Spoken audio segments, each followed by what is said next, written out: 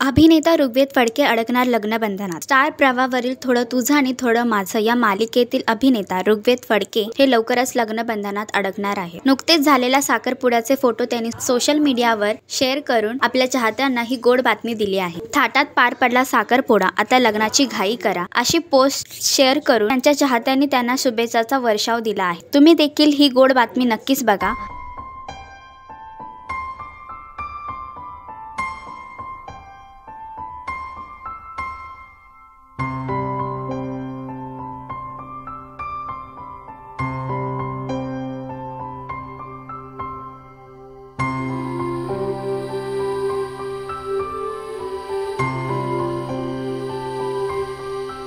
असंच एंटरटेनमेंट पाहण्यासाठी तुम्ही आमचं चॅनल टेलीचक्कर रिजनल ह्याला लाईक, शेअर आणि सबस्क्राईब करा।